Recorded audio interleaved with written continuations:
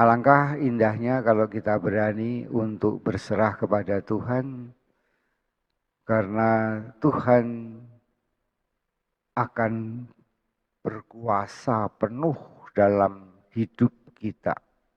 Bapak, Ibu, dan Saudara sekalian, baik bacaan pertama maupun bacaan kedua mengajak kita semua untuk menyadari apa yang dikatakan Tuhan. Carilah perkara yang di atas. Carilah dahulu kerajaan surga, dan semuanya akan ditambahkan. Carilah harta yang tidak dapat dimakan ngengat dan karat, yang tidak bisa dicuri dan dirampok. Dan itulah keabadian yang ditawarkan Tuhan kepada kita. Suatu harta surgawi yang kekal dan abadi. Dan itu pula yang diberikan Tuhan kepada kita semua. Ialah harta surgawi, harta yang tidak dapat dimakan ngengat dan karat. Itulah yang diberikan juga gereja kepada kita melalui kekudusannya.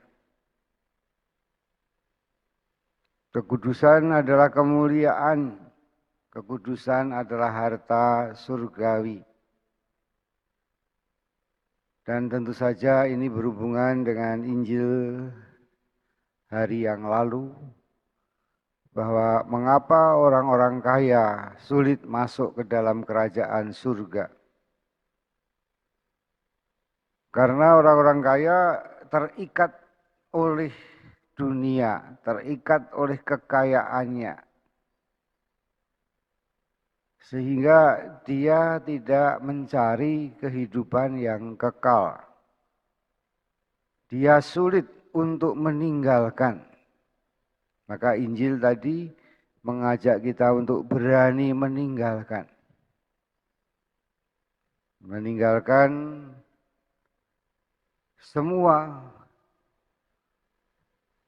harta dunia, bahkan suatu saat kita akan meninggalkan diri kita sendiri, meninggalkan dunia ini. Maka penderitaan yang terjadi di dalam dunia adalah ketika saudara terikat, melekat, sehingga Anda semua takut kehilangan milik. Semakin kaya, semakin banyak milik, semakin terikat dan semakin sulit untuk meninggalkan kekayaannya, kenikmatan karena kekayaan itu. Sehingga kita diajak berani untuk meninggalkan orang tua, meninggalkan rumah, meninggalkan saudara-saudara. Mau, tidak mau, suka atau tidak suka, kita meninggalkan yang tidak kekal, yang tidak abadi. Karena yang tidak kekal dan abadi itu akan rusak. Bisa dimakan ngengat dan karat, bisa dicuri dan dirampok. Dalam dunia ini kita menghadapi banyak orang-orang yang menderita. Pertama, orang-orang yang menderita karena takut kehilangan. Kehilangan pekerjaan, kehilangan binatang kesayangannya, kehilangan barang yang disukai, kehilangan orang yang disukai, kehilangan orang tua, kehilangan pacar, kehilangan anak, dan seterusnya. Padahal mau tidak mau kita harus kehilangan. Karena mereka tidak kekal dan mereka pergi untuk menuju yang kekal. Yang kedua, banyak orang yang menderita karena kehilangan itu. Sehingga doanya adalah kembalikan barang saya yang dicuri, kembalikan pacar saya, kembalikan harta saya yang ditipu orang, kembalikan orang tua saya. Sebagai orang beriman kita diajak hanya terikat pada Tuhan. Cinta kasih Tuhan. Sehingga Paulus mengatakan, cukuplah bagiku cinta kasih-Mu, ya Tuhan. Cukuplah bagi kita mendapatkan Yesus Kristus dan Roh-Nya yang kudus. Dan inilah yang disadarkan pada hari ini oleh bacaan Injil maupun bacaan pertama. Kita harus berani mempersembahkan segala sesuatu. Tapi yang terpenting adalah mempersembahkan hati kita agar kita melekat kepada Tuhan. Pengolahan hidup rohani adalah pengolahan terus-menerus akan kehilangan. Dan Injil sekali lagi memberi harapan, setiap kehilangan adalah setiap kali kita juga mendapatkan.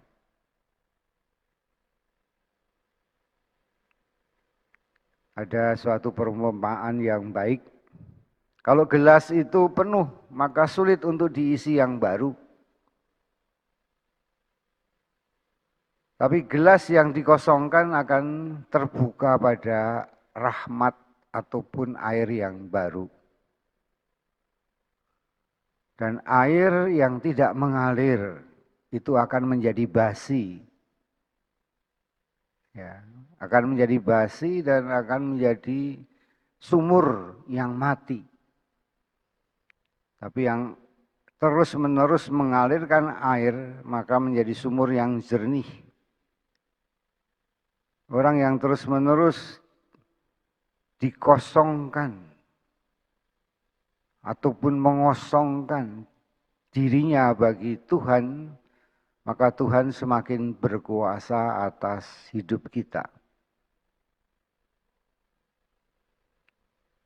Bapak, Ibu, dan saudara sekalian yang dikasihi Tuhan, maka marilah kita berani untuk menyerahkan hidup kita, keluarga kita, orang-orang yang kita cintai. Menyerahkan semua yang harus kita serahkan. Menyerahkan pula kadang-kadang harapan, keinginan kita ketika kita punya keinginan dan tidak tercapai.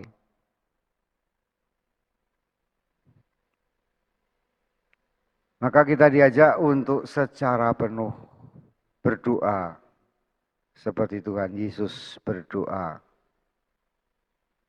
Bapa, ke dalam tangan-Mu kuserahkan hidupku. Ke dalam tangan-Mu kuserahkan nyawaku.